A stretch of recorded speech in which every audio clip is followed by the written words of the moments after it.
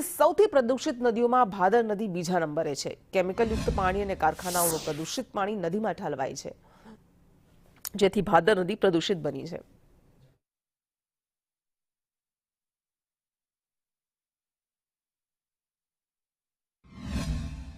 આપણે 10-12 દિવસ પહેલા જ આ નદીમાં પાણી તમે જોવો તો તાજું તેલ જેવું કે તરિયું દેખાય એવું હતું, અત્યારે એટલું દૂષિત ને એટલું આમ કાળું પાણી થઈ ગયું છે તેની વાત જવા જોઈએ ભાઈ।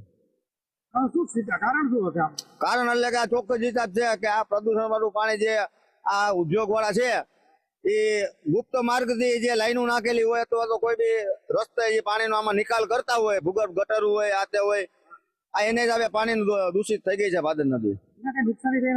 નુકસાની તો આ પશુ પક્ષી જીવમાં બધે થાય, ઢોરમાંય થાય, ઢોરની પગની ખરીયું હળે, પછી એનાથી એને ઘણી તકલીફો થાય ને આ ખેડૂમાં જે આજુબાજુના જે ભાદર કાંઠાના જે હોય એ લોકો સિંચાઈ માટે એના કુવામાં પાણી તમે જોવો ને તો તમને ખ્યાલ આવે કે એના કુવાના પાણી પણ બદલાઈ જાય છે। આમાં તાજેતરમાં જ ગુજરાતમાં 25 જેટલી નદીઓ છે તેના શુદ્ધિકરણ માટેનો એક રિપોર્ટ કરવામાં આવેલો હતો। તેમાં જેતપુર શહેરમાંથી પસાર થતી ભાદર નદી તેને પ્રાયોરિટી 1માં એટલે કે અતિ પ્રદૂષિત નદીમાં તે સ્થાન પામી છે।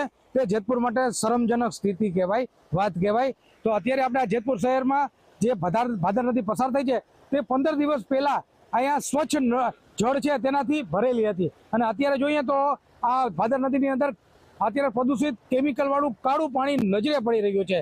તાજેતરમાં એક એનજીટીએ એક ચુકાદો આપ્યો છે, જે એક જાહેરાતની અરજીમાં તેમાં એનજીટીએ ભાદર નદી છે તેમાં પ્રદૂષિત કરનારા જે નગરપાલિકાની સુએજ ટ્રીટમેન્ટ પ્લાન્ટ છે તેને 2026 સુધીમાં પરિપૂર્ણ કરવા અને જે પ્રદૂષિત પાણી Jetpur dying and printing association આમાં ન જોઈ તેની જીપીસીપીને જવાબદારી સોંપી છે। તેમ છતાં અત્યારે જે ભાદર નદી છે તે પ્રદૂષિત નજરે પડી રહી છે। વિમલ રામણ સાથે હિતેશ રાઠોડ, સંદેશ ન્યૂઝ, જેતપુર।